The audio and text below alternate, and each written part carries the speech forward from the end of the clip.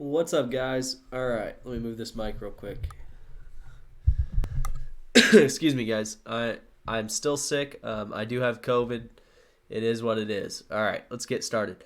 So, firstly, we've already finished a large portion of the junior pen testing path. Now we're diving into actually vulnerabilities, and we're going to actually start taking over boxes, I believe. I haven't gone through all the boxes and looked, but they are starting to introduce us to how to exploit vulnerabilities. So this is a very important box. I like the way they did it for a teaching standpoint. I wish they would have dove a little more into it, but they also did a good job of explaining the process that pen testers use. So I think that's important. So the introduction, you guys can read that if you want to. All right. So introduction to vulnerabilities. Now, yes, they're basically going to tell you here.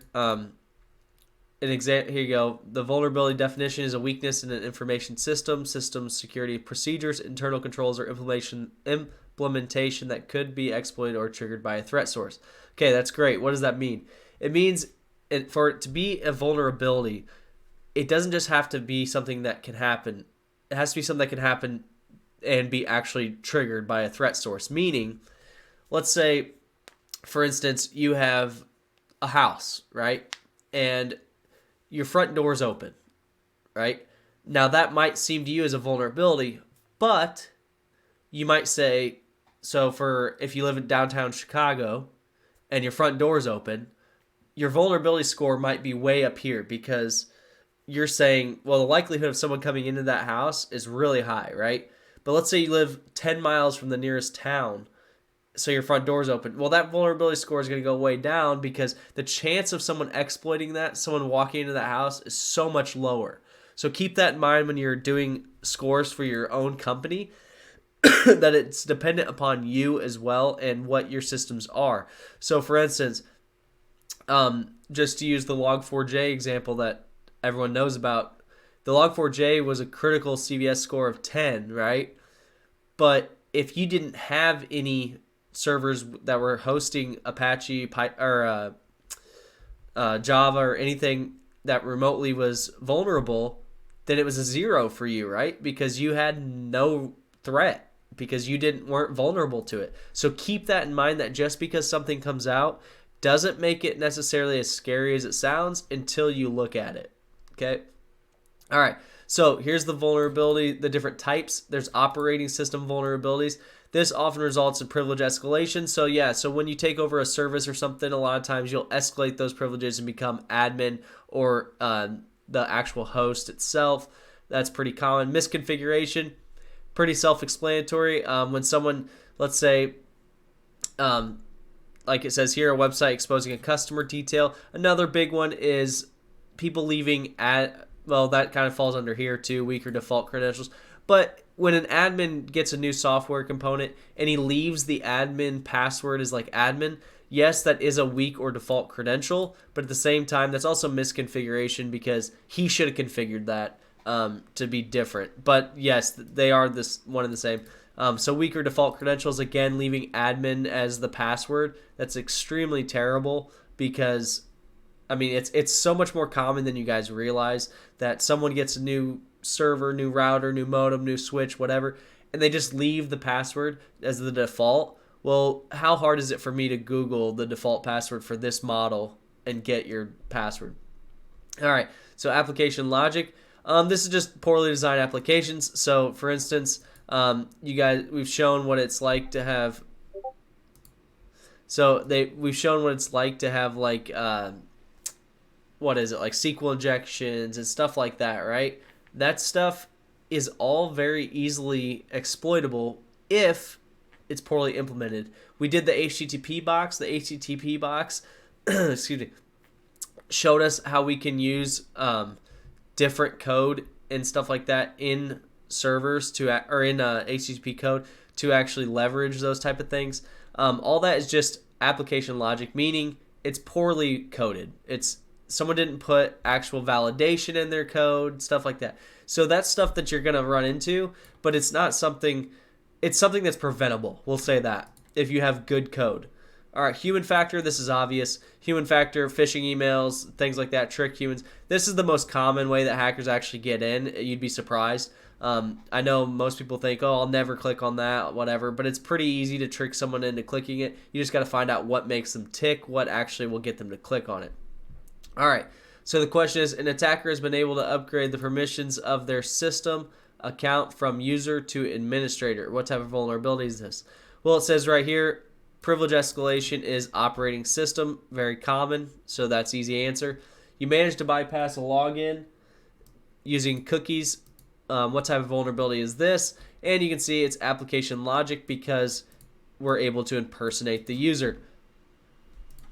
All right, so how do vulnerabilities get scored? Now, this stuff might sound a little more boring to you because it's a little bit more textbook, but it's actually important to understand so that when you see a score for a vulnerability, you know what it is and you know what's actually at risk here. So, all right, so first off, this is kind of just a fun fact, but it's kind of outstanding. After all, only approximately 2% of vulnerabilities ever get exploited. So think of that. There's still 98% of exploits out there that nobody's exploited yet, at least not in production. So now here you go. First introduced in 2005, the CVSS score is a very popular framework. This is very popular. This is what you're probably going to hear a lot of people talk about. Now, here's what the factors they use. How easy is it to exploit the vulnerability? That's big. Do exploits exist for this? Meaning, are they out there in the wild for people to grab? And how does this vulnerability interfere with the CIA triad? So, for instance, let's say you have a vulnerability that's super easy to take over, right? Like a 10-year-old could do it, and their vulnerability is out there on the internet. Anybody can grab it. But all that vulnerability is going to do is give the version number for your computer, right? Or tell them what Windows version you're running on your machines. Well, that's not really messing with the CIA triad. I mean, you're not losing confidentiality, integrity, or availability. So therefore, it's probably going to be low to medium.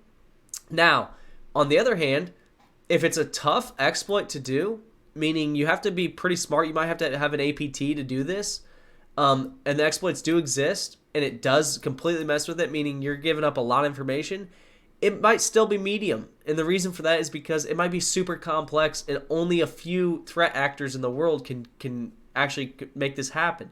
Now, there is a calculator out there if you guys want to look at it, and that's how they do it. Now, here's the advantages and disadvantages. So, advantages, it's been around a long time. People are familiar with it. It's popular in organizations, meaning if you speak about CVSS to someone in your organization, they're probably going to understand what you're talking about because they've heard of it before. And then it's free. That's another big one, right?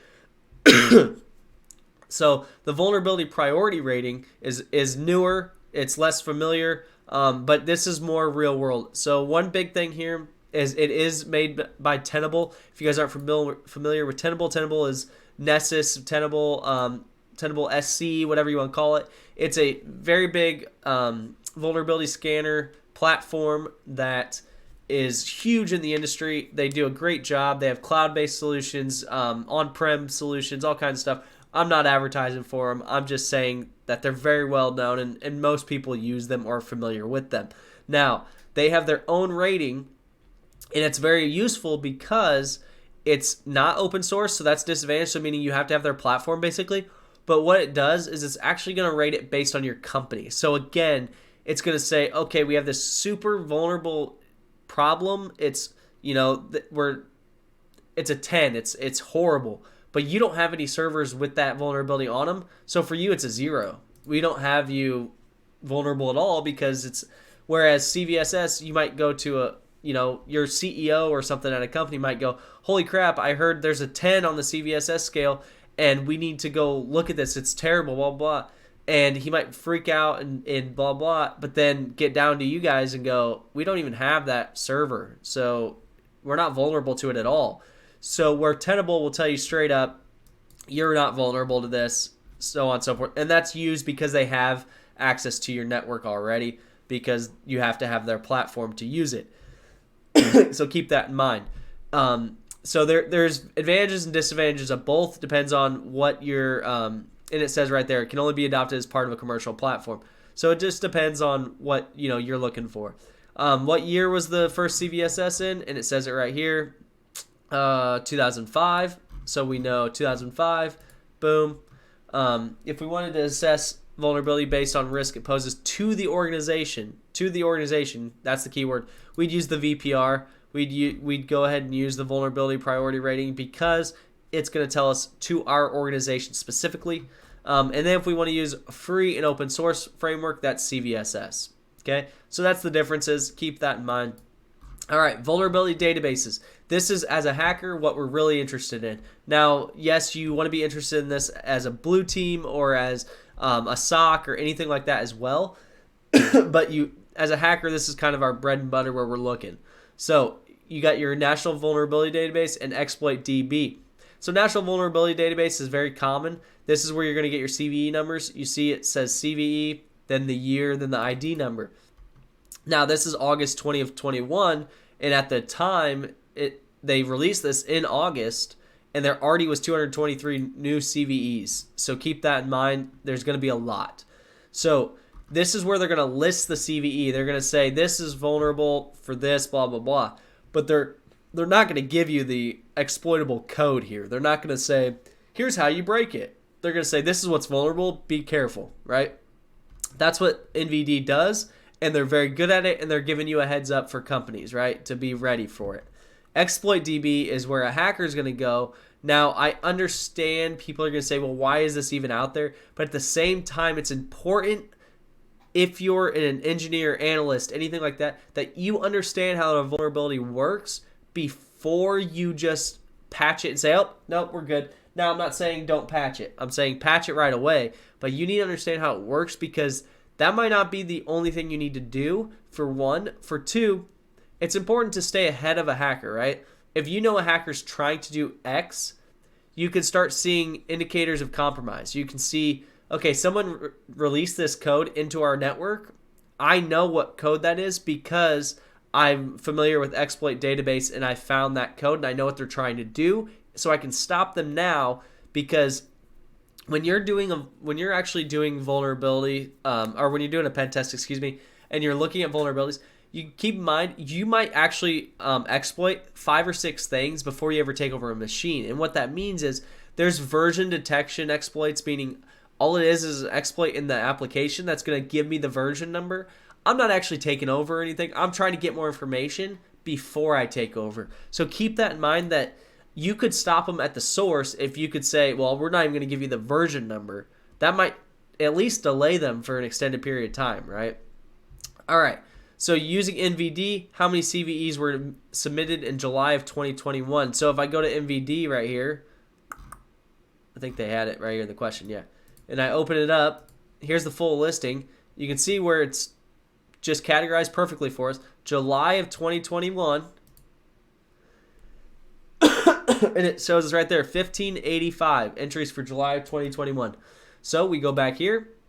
1585 is the answer. And then we go to who's the author of Exploit DB. If you guys don't know, it's offensive security. They're the same people that do OSCP, Pentest Plus, or not Pentest Plus, I'm sorry, that's CompTIA. Pen 200 is their new learning path. That's what I meant to say. Stuff like that. But you can also go to their site here, and you can go here and say about exploit, and there's their offensive security logo, or you can say Exploit DB history, and so on and so forth. So it's offensive security. They're a very good company, very well known.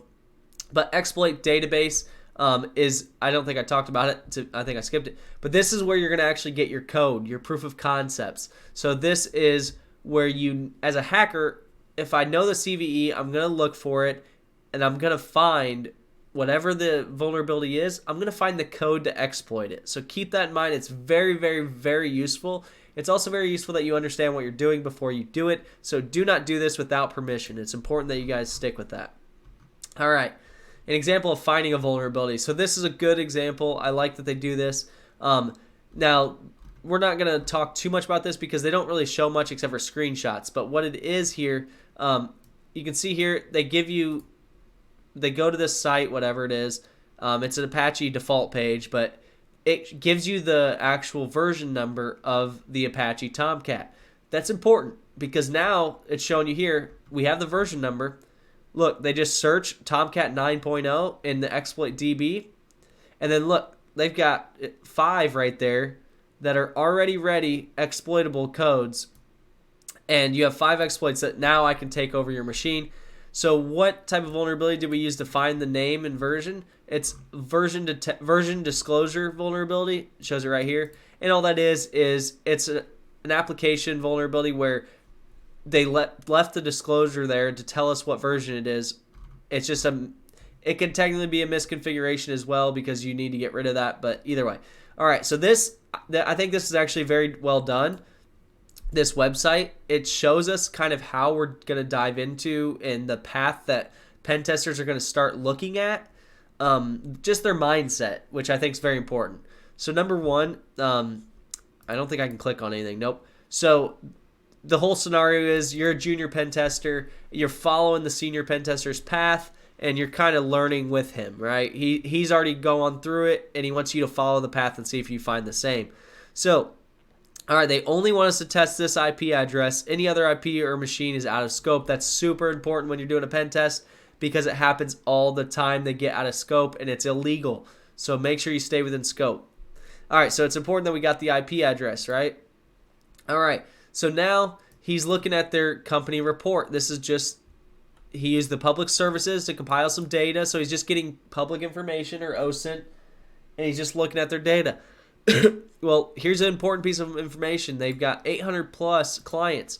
The reason that's useful is like it says here, you got to think of the possible software they are running if they have that many clients. So help desk support applications, meaning ticketing systems. They got to have some sort of help desk email that people send. That type of stuff's important because you know that now, right? So it might be D.H Phantom is at acme.thm. That's their email here. There might be a help desk at acme.thm, and if there is, you could probably email people and get them to respond from help desk. That type of stuff is all going to go through your head.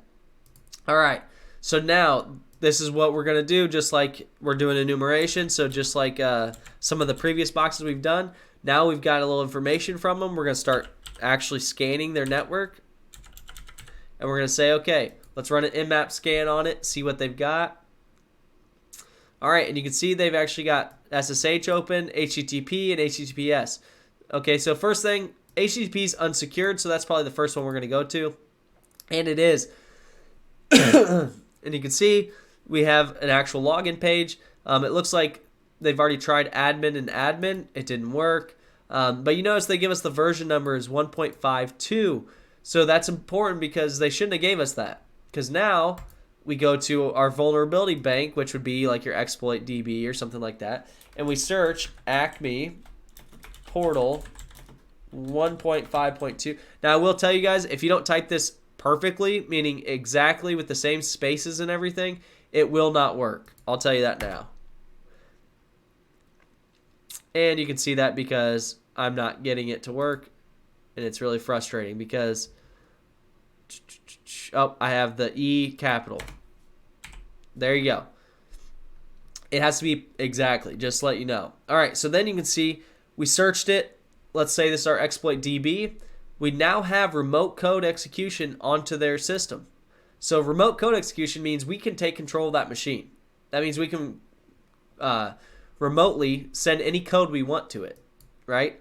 So here you go. Now run exploit. They're using the URL. Boom. Running exploit complete. Launching shell. Who am I? So he launched the shell. He typed who am I, and he's already the administrator. So we already control that box. We have everything we need, and from there we can keep pivoting to other boxes. Or maybe this is a domain controller or something, and we have everything we need right there. You never know. So that's the path that a pen tester is going to take. Now, obviously, this is very simplified. It's very simplified is the best word, but it's also quicker than normal. But it's also going to be a little bit more difficult than that. So don't think it's going to be that easy. But some of these simple boxes on Try Hack Me are that easy. So start practicing those, and hopefully you guys can start taking over some of the boxes just using these methods that I just showed. And then you guys will be ready to start diving into harder boxes where you'll have to think a little bit more. But you just need to follow that path of the mental of, okay, so I get this before I start exploiting. So keep thinking about things like that. What could they have that you would use to exploit them, etc., etc. Here's the actual final flag, THM Acme engagement. Boom. And then that's it, guys. That's the box. Hopefully you guys like it. This box is pretty simple, but I also wanted to get it out there because I want to start diving into the deeper stuff. But it's important that you guys know this methodology, and it's very important that you know how to find vulnerabilities. It's necessary in any facet of hacking. So hopefully you guys enjoyed it. If you did, like and subscribe. Hopefully I'll start feeling better, and I'll be able to upload a few more videos and get this series done. So thank you guys. I really appreciate the support. We're up to like 230 subs already. So hopefully we can hit that 500 mark. That's my next goal. If we hit that, I'm going to do something. I don't know what I'll do, but I'm going to do some sort of special video. I might ask requests in the Discord or something, but we'll do something special for you guys. I really appreciate all the support. Hopefully you guys are liking it. And then hopefully soon I'll have some big news for you guys. Thanks.